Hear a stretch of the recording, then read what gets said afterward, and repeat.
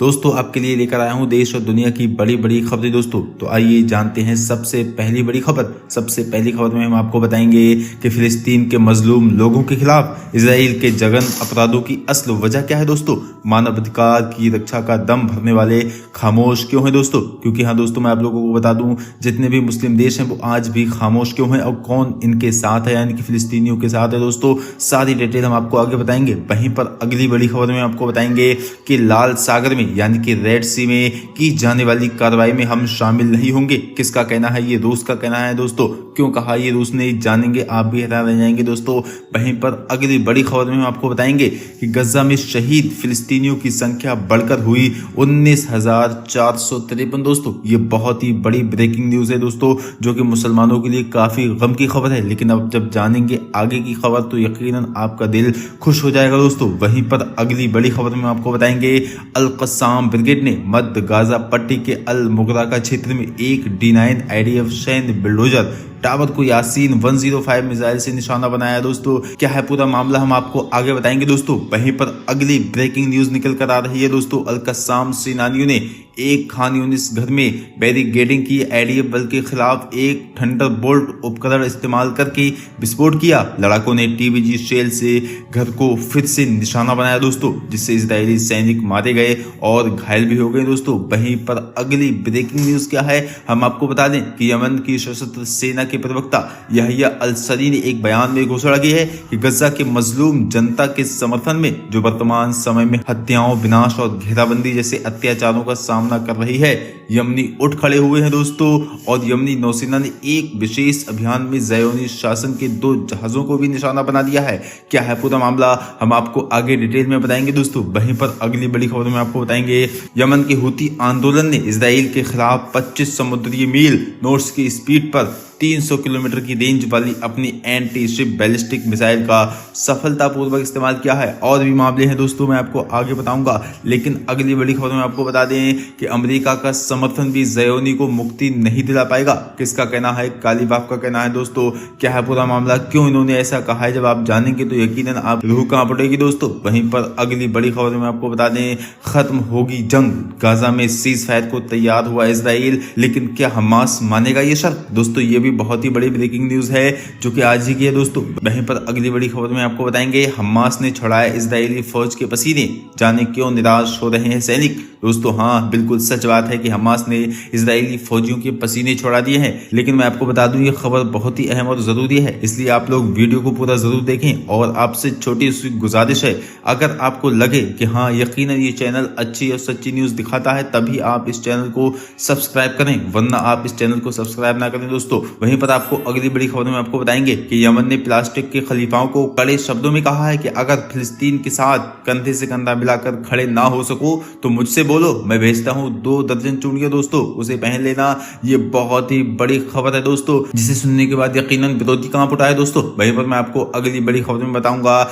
Yemen के हौतीज मुजाहिदीन का बयान है। क्या बयान? भले ही अमेरिका पूरी दुनिया को लामबंद करने में सफल हो जाए, लेकिन गाजा में नरसंहार बंद होने तक हमारी कार्रवाई नहीं रुकेगी दोस्तों। जी हाँ दोस्तों, इस बारे में आपको आगे बताएंगे। वहीं पर अगली बड़ी खबर में आपको बता दें कि कतर के राजा तमीम बिन हमद अल थानी ने गाजा में पीड़ित मुसलमानों के लिए 100 मिलियन रियाल का दान देने की घोषणा की है। इससे पहले कतर के राजा ने गाजा के मुसलमानों के लिए मुफ्त घर बनवाने और 50,000 अनाथों को प्रायोजित करने और घायलों का इलाज करने की भी घोषणा की थी दोस्तों। ये बहुत ही बड़ी खबर निकल कर आ रही है दोस्तों, डिटेल में आपको बताएंगे। वहीं पर अगली बड़ी खबर में आपको बता दें संयुक्त राज्य अमेरिका कल ऑपरेशन प्रोस्पेरिटी गार्जियन की घोषणा करेगा और उसने लाल सागर में एक अतिरिक्त विध्वंसक भेजा है दोस्तों। ये बहुत ही बड़ी खबर है, जब आप आगे जानेंगे तो यकीनन आप भी हैरान रह जाएंगे दोस्तों। वहीं पर अगली बड़ी खबर में आपको बता दें संयुक्त राज्य अमेरिका ने इजराइल यमन विरोधी की ओर जाने वाले जहाजों की सुरक्षा के लिए ऑपरेशन गार्डियंस और प्रोस्पेरिटी शुरू कर दिया दोस्तों। क्या है पूरा मामला और कितने देश इसमें शामिल हुए हैं, ये भी आपको बताएंगे। वहीं पर अगली खबर में आपको बता दें पोर्ट आइजनहावर आज निकटतम अंसारुल्लाह नियंत्रित क्षेत्र में 283 किलोमीटर दूर है दोस्तों। वहीं पर आपको बता दें हौतीस के बाद 300 से 500 किलोमीटर की रेंज वाली जोहिर और खालिज फोर्स एंटी शिप बैलिस्टिक मिसाइलें हैं दोस्तों। क्या है पूरा मामला, हम आपको आगे बताएंगे। वहीं पर अगली ब्रेकिंग न्यूज में आपको बताएंगे इजराइल से हुई गाजा में एक और बड़ी चूक, अमेरिका एजेंसी के कर्मचारी को हवाई हमले में कर दिया ढेर दोस्तों। जी हाँ दोस्तों, जैसा कि मैंने आपको पहले बताया था कि इजराइल बिल्कुल पगला चुका है, बौखला चुका है, उसे अपना और गैर नहीं दिख रहा है, किसको मारना है किसको नहीं मारना है। इस बारे में हम आपको आगे डिटेल में बताएंगे। वहीं पर अगली खबर में आपको बता दें, गाजा में अल जजीरा के पत्रकार ने कैमरे में कैद की अपनी मौत और आखिरी तस्वीर दोस्तों, इजराइल हमले में मारा गया बेचारा। दोस्तों आइए जानते हैं कि करके विस्तार से सारी खबरें।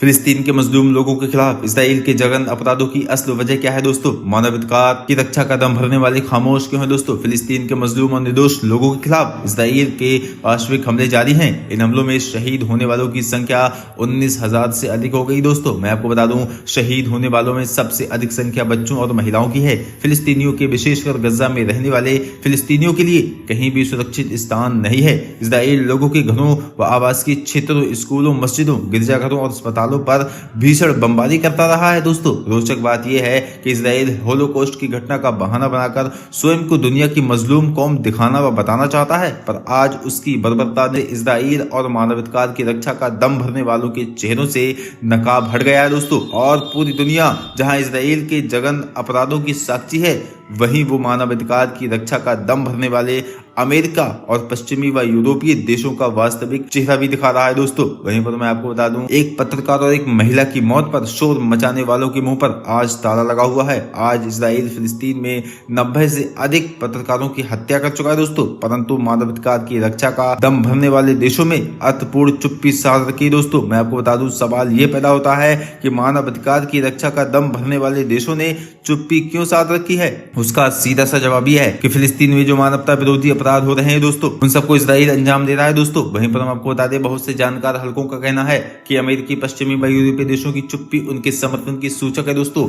हम आपको बता दें, आज जो फिलिस्तीनियों पर अत्याचार हो रहा है वो इन्हीं देशों के समर्थन का परिणाम है दोस्तों। देशों के समर्थन से इजराइल ने अपने अवैध अस्तित्व घोषणा की थी दोस्तों। वहीं पर अगली खबर में आपको बता दें, लाल सागर में की जाने वाली कार्रवाई में हम शामिल नहीं हैं। किसका कहना है? ये रूस का कहना है। जी हाँ दोस्तों, रूस ने ये बात साफ कर दी है कि लाल सागर में की जाने वाली संभावित कार्रवाई का वो भाग नहीं बनेगा, क्योंकि रूस के राष्ट्रपति कार्यालय की ओर से घोषणा की गई है कि ये देश पश्चिम की ओर से लाल सागर में की जाने वाली हस्तक्षेप पूर्ण कार्रवाई में भाग नहीं लेगा। क्योंकि दोस्तों मैं आपको बता दूं, दिमित्री पेस्कोव कहते हैं कि शिपिंग मार्ग की सुरक्षा को सुनिश्चित बनाने के बहाने पश्चिम के नेतृत्व में लाल सागर में की जाने वाली हस्तक्षेप पूर्ण कार्रवाई में वो हिस्सा नहीं लेगा दोस्तों। प्राप्त रिपोर्टों के अनुसार Spain, France, Canada, Bahrain, Britain और संयुक्त राज्य अमेरिका के परस्पर सहयोग से लाल सागर में हस्तक्षेप पूर्ण कार्रवाई करने की योजना बनाई गई है दोस्तों। वहीं पर पश्चिम की ओर से ये हस्तक्षेप पूर्ण कार्रवाई ऐसी हालत में अंजाम देने की बात कही जा रही है कि जब अंसारुल्लाह ने खुलकर चेतावनी दे रखी है। लाल सागर के लिए अमेरिका जो भी गठबंधन तैयार करेगा वो उसका मुकाबला करेगा दोस्तों।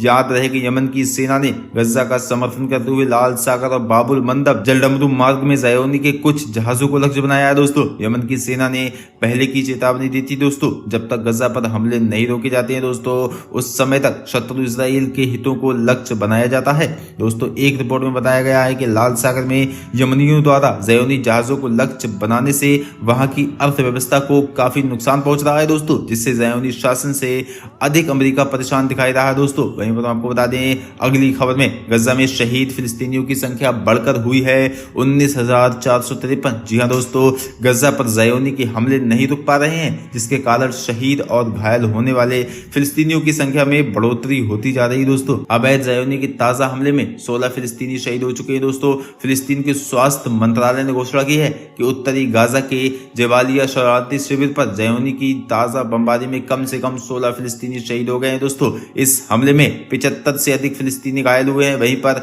गजा के मुख्य स्वास्थ्य अधिकारी मुनीर अल बरश ने बताया कि जबालिया शरणार्थी शिविर पर मंगलवार को सुबह हवाई हमला किया। ज़ायोनी युद्धक विमान खान यूनिस के अल अमल नामक क्षेत्र पर लगातार बमबारी कर रहे हैं दोस्तों। फिलिस्तीन के स्वास्थ्य मंत्रालय के प्रवक्ता ने बताया है कि ज़ायोनी सैनिकों ने अल औदा अस्पताल को सैन्य छावनी में परिवर्तित कर दिया दोस्तों। उन्होंने यहाँ के 240 लोगों को बिना खाने और पानी के उनके हाल पर छोड़ रखा है। इस अस्पताल के कई अधिकारियों को गिरफ्तार भी किया जा चुका है दोस्तों। मैं आपको बता दूं, फिलिस्तीन स्वास्थ्य मंत्रालय ने अपनी ताजा रिपोर्ट में मंगलवार 19 दिसंबर को बताया कि गजा में शहीद होने वाले फिलिस्तीनियों की संख्या बढ़कर 19,453 453 हो चुकी है। इस दौरान घायल होने वाले फिलिस्तीनियों की संख्या 52,286 हो गई दोस्तों। अल्लाह अकबर।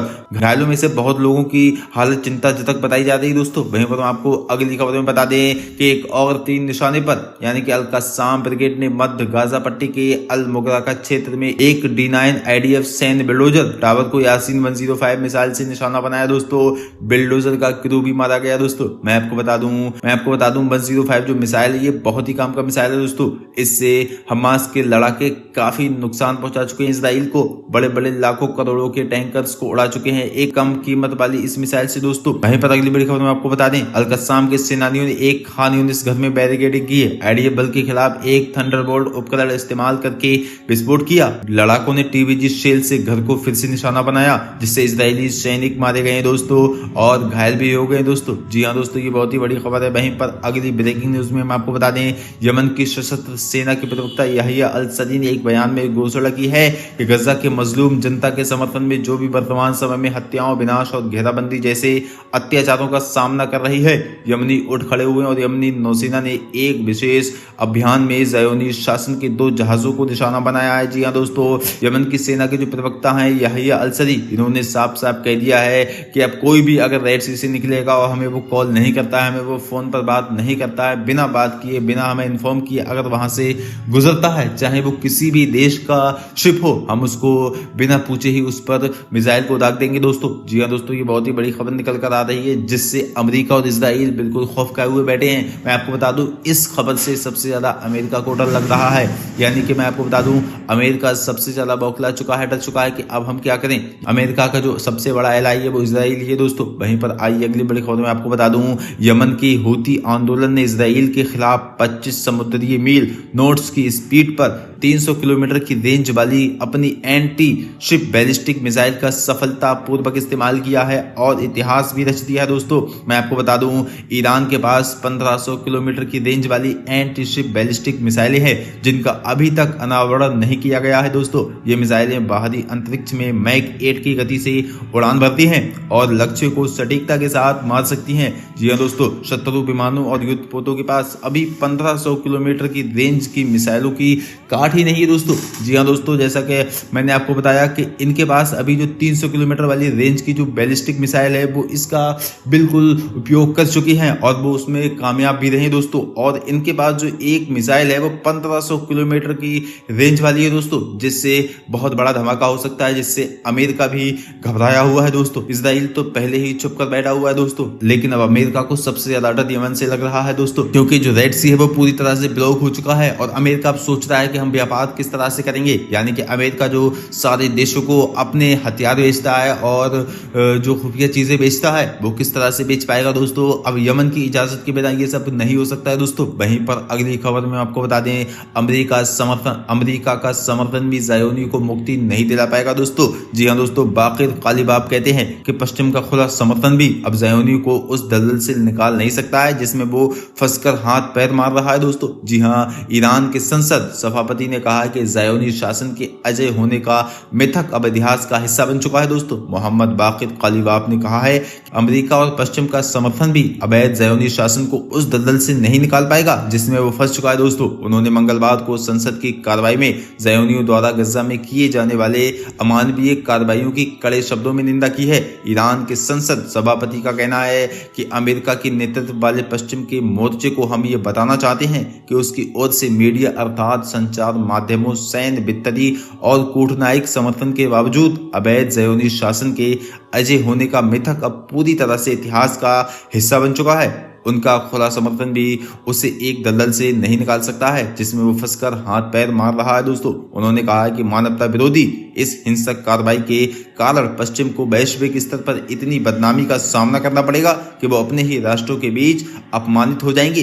इसी के साथ कालिबाफ ने यह भी कहा कि इसी समय इस्लामी और अरब देशों के शासकों को अपने राष्ट्रों के सामने इतिहास के सबसे बड़े इम्तिहान का सामना लेना पड़ रहा है। ऐसे में उनको बिना किसी खोखले नादों के वैवाहिक रूप में पूरी निष्ठा के साथ अपने धार्मिक, मानवीय और राष्ट्रीय कर्तव्यों का निर्वाह उचित ढंग से करना चाहिए। जी हाँ दोस्तों, इन्होंने बहुत बड़ी बात कह दी है कि अरब देशों को भी ये सोचना चाहिए कि उनके लिए बहुत बड़ा इम्तिहान है जिसमें वो पूरी तरह से फेल होते हुए नजर आ रहे हैं। यानी कि दोस्तों फिलिस्तीनियों का किसी भी तरह से साथ नहीं दे रहे हैं, सिर्फ और सिर्फ वो नारेबाजी, सिर्फ और सिर्फ वो बयानबाजी कर रहे हैं दोस्तों। वहीं पर आइए अगली खबर में आपको बता दें, खत्म होगी जंग, गाजा में सीज फायर को तैयार इजराइल, लेकिन क्या हमास मानेगा ये शर्त? दोस्तों इजराइल के राष्ट्रपति इसहाक हर्जोग ने कहा कि हम सीज फायर के लिए तैयार हैं। दोस्तों हम आपको बता दें, तेल अवीव इजराइल के राष्ट्रपति इसहाक हर्जोग ने कहा है कि हम गाजा में सीज फायर को तैयार हैं। उन्होंने कहा कि उसके साथ ही हमास द्वारा बंधक बनाए गए नागरिकों को वापस पाने के लिए भी तत्पर है। दोस्तों अगर ऐसा होता है तो इससे फिलिस्तीनी क्षेत्र तक अधिक सहायता पहुंच सकेगी। दोस्तों इसहाक हर्जोग ने राजदूतों की एक सभा को बताया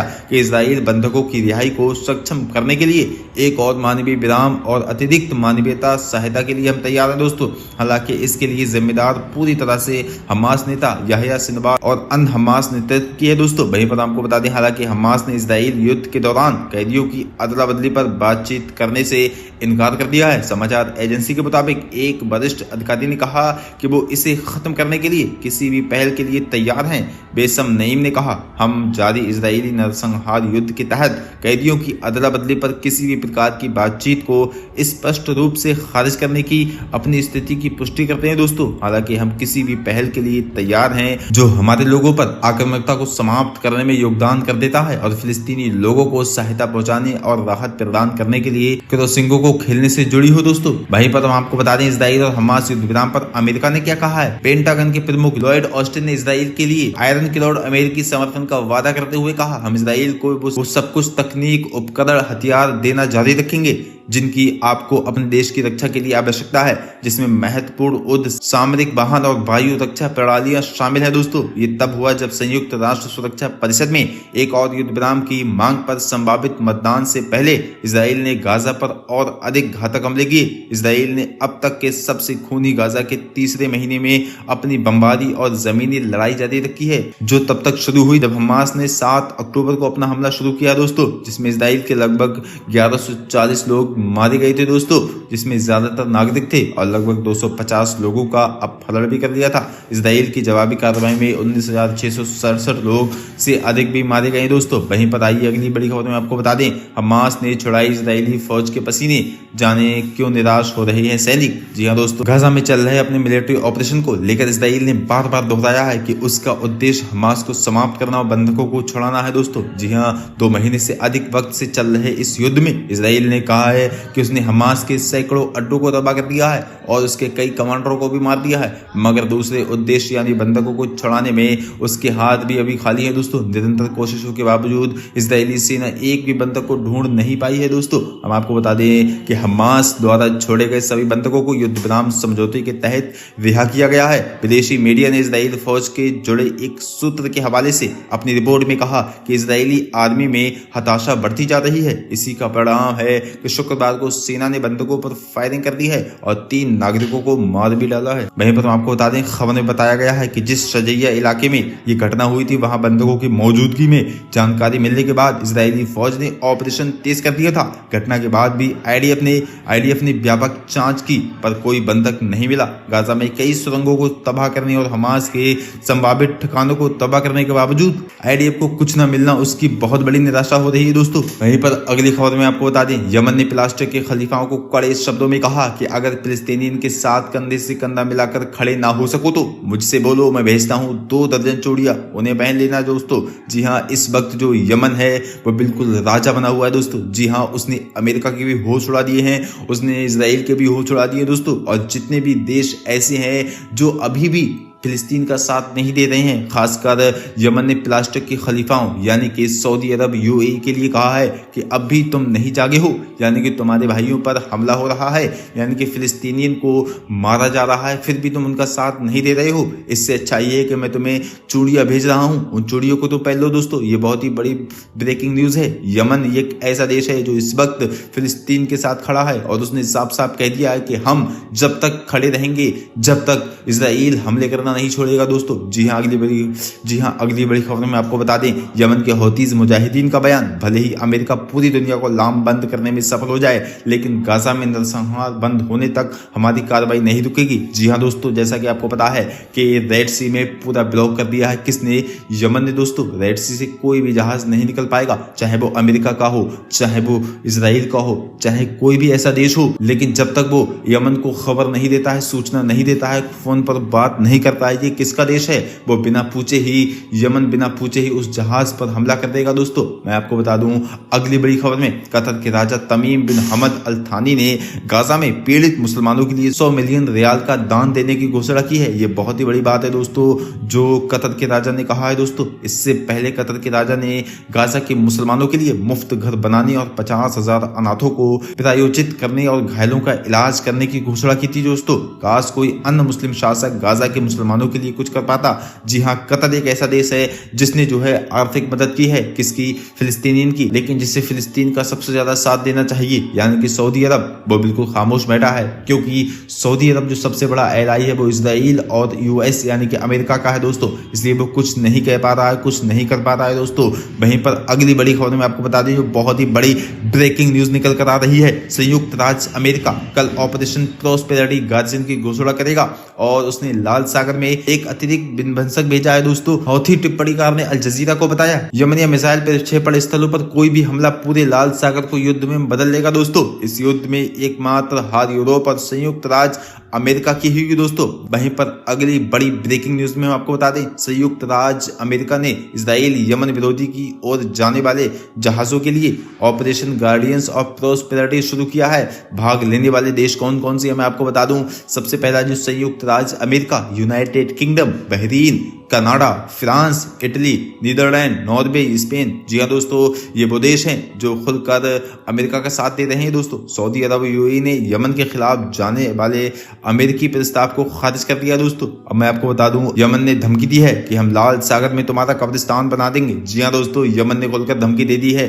चाहे तुम 10 के बजाय 20 देश इकट्ठे कर लो फिर भी तुम हमसे नहीं जीत पाओगे, और जैसे ही तुम हमारी तरफ आओगे हम रेड सी में तुम्हारा कब्रिस्तान बना देंगे दोस्तों। वहीं पर अगली ब्रेकिंग न्यूज में आपको बता दें, पोर्ट आइजनहावर आज निकटतम अंशारुल्लाह नियंत्रित क्षेत्र से 283 किलोमीटर दूर है, लेकिन हौतीस के पास 300 से 500 किलोमीटर रेंज वाली जोहीर और खालिज फॉर्स एंटीशिप बैलिस्टिक मिसाइलें हैं दोस्तों। कुछ ही दिन पहले इतिहास में पहली बार उन्होंने ऑपरेशन चरण में एंटीशिप बैलिस्टिक मिसाइलों का सफल उपयोग भी दर्ज किया था दोस्तों। जी हाँ दोस्तों, मैं आपको बता दूं इनके पास जो मिसाइलें हैं वो 300 से 500 किलोमीटर रेंज वाली हैं, लेकिन उनका जो दुश्मन है वो सिर्फ और सिर्फ 283 किलोमीटर दूर है। इससे आप अंदाजा लगा सकते हैं कि यमन किस तरह से हमला कर सकता है अपने दुश्मन देश पर। यानी कि यमन से अब हर देश इस तरह से डर रहा है जो उसका दुश्मन है कि उसकी नींदें हराम हो चुकी हैं दोस्तों। वहीं पर आगे हम आपको बताएंगे इजराइल से हुई गाजा में एक और बड़ी चूक, अमेरिकी एजेंसी के कर्मचारी को हवाई हमले में कर दिया ढेर। हमास से जंग लड़ रही इजरायली सेना से गाजा में महज 48 घंटे के भीतर दूसरी सबसे बड़ी गलती हो चुकी है। इजराइल ने हवाई हमले में अब तक अपने मददगार अमेरिका के ही एक कर्मचारी को मार डाला है दोस्तों।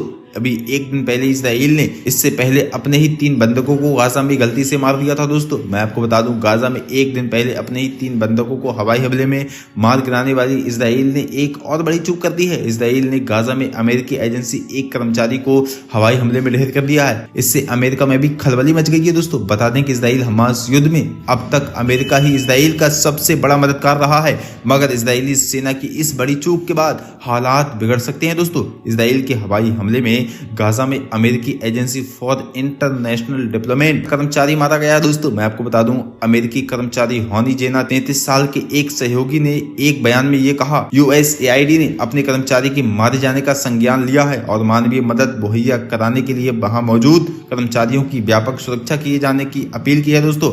बयान में बताया गया कि 5 नवंबर को गाजा पर इजराइल के हवाई हमले में जेना उनकी पत्नी, उनकी 2 और 4 वर्ष की 2 बेटियां तथा परिवार के अन्य सदस्य भी मारे गए। दोस्तों, कर्मचारी की मौत के बाद आया अमेरिकी एजेंसी का रिएक्शन। क्या रिएक्शन आया, ये सुनना आपके लिए बहुत ही जरूरी है। अमेरिकी एजेंसी ने कहा कि इंटरनेट प्रौद्योगिकी कर्मचारी जेना ने हवाई हमलों से बचने के लिए अपने परिवार के साथ गाजा सिटी में एक घर में शरण ली हुई थी, लेकिन जेना और उनका परिवार हमले से बच नहीं सका। यूएसएआईडी के एक सदस्य के मारे जाने की खबर समाचार पत्र वॉशिंगटन पोस्ट ने सबसे पहले प्रकाशित की थी। जेना ने पहले सहकर्मी को संदेश भेजा था जिसमें उसने लिखा था, मेरी बेटियां डरी हुई हैं और मैं उन्हें शांत रखने की कोशिश कर रहा हूं, लेकिन ये बमबारी भयावह है। दोस्तों, यूएसएआईडी की प्रवक्ता जेसिका जेनिंग्स ने शनिवार को एक ईमेल में कहा, यूएसएआईडी समुदाय इस लड़ाई में निर्दोष नागरिकों और हानि जेना जैसे साहसी व्यक्ति सहित मानवीय सहायता कर्मियों के मारे जाने पर शोक व्यक्त करता है। दोस्तों, ये बहुत ही बड़ी खबर है जो कि पूरी तरह से इसराइल के लड़ाके पागल हो चुके हैं, यानी कि पगला चुके हैं। उन्हें कोई भी नजर नहीं आ रहा है, चाहे वो अपना हो या गैर हो, वो अपनों को भी इस तरह से मार रहे हैं जैसे कि गैरों पर हमला किया जाता है। दोस्तों, आइए हम ये थी आज की खबरें। अगर आपको वीडियो जरा भी अच्छा लगा हो, आपको वीडियो पसंद आया हो, हमने इतनी मेहनत से वीडियो करके आपको दिया है दोस्तों, तो आप इस वीडियो को लाइक करने के बाद अपने दोस्तों में शेयर जरूर कर दें। मिलते हैं नेक्स्ट वीडियो इंशाल्लाह। अस्सलाम वालेकुम व रहमतुल्लाह। अल्लाह हाफिज।